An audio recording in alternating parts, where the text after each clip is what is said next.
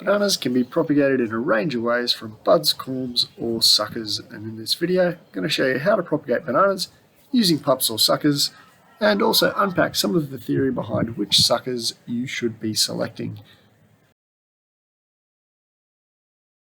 Now, I gifted this giant ladyfinger banana to my parents a few years ago, and ever since it has thrived in the moist, rich soil conditions here in subtropical Brisbane, and it pumps out truckloads of bananas, as you can see by the bagged up bunches on the sides. Now, I'm not going to use this plant to propagate from today, but I'm just going to use it as a means to show you how to select a pup or sucker to turn into your new banana plantation. Now, there's a bunch of information around on which sucker to select. So there's two varieties of suckers. You've got water suckers like these that have broad leaves. Their connection to the rhizome or the underground stem of the plant is often a little weaker. They flower less reliably and are said to have lighter bunches of fruit that form from them. For this reason, when you have a crop of banana suckers in one spot, you normally prune these out and remove them because you don't want them replacing the parent plant. But in saying that, they are perfect to use for propagation and a cost-effective way of starting off a new crop. Now, these water suckers will produce these, which are your sword suckers. So if you transplant, you'll eventually get these guys popping up. Sword suckers are the pups or suckers you want to keep around to replace your parent plant in your crop of bananas. They've got narrow leaves, they're well connected to the rhizome or your underground root stem, and they're more reliable flowering with heavier bunches of fruit than water suckers. If you've got excess of these appearing in one spot, these are perfect to use to transplant as well. So you can use both forms of suckers or pups for transplanting.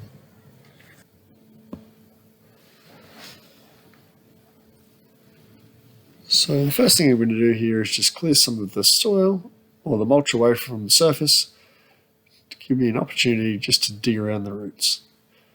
Now, it's important to use a clean and sharp shovel blade. This one here will do the job for today. I've got my shovel and I'm just wedging it between the parent plant and the sucker on the side. So I just work my way around the plant, making sure that I do as little damage to that main parent plant as possible.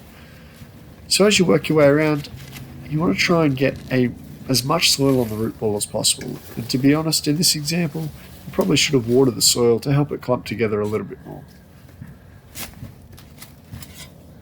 So I'll work my way around the tree, and as I get towards where I think I'm done, give it a little bit of maneuvering around just to see if I've basically got that root ball free. Once the root ball's free, gently lift your sucker away from the parent plant and keep as much soil on the root ball as possible. As you can see, I've got a nice little ball of roots on the bottom. I want to keep the soil there, as I've said, but this is really light and it'll probably fall off as we go.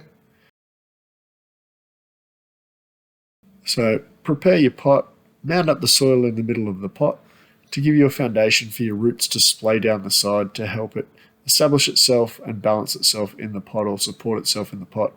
So once you've placed it in the pot, grab some of the soil from around your tree and just move it back into your pot, or your other option is to grab some potting mix or some propagation mix to help you in this process. And that's what I'll do now. So I'm going to push firmly in around the base, and the purpose of that is just to help my plant stabilize itself in the pot.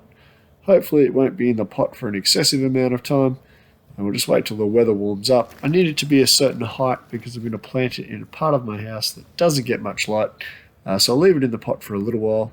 But basically, that's all you need to do to get your banana sucker up and running, ready to be transplanted. If you've prepared your site well, you can transplant as is.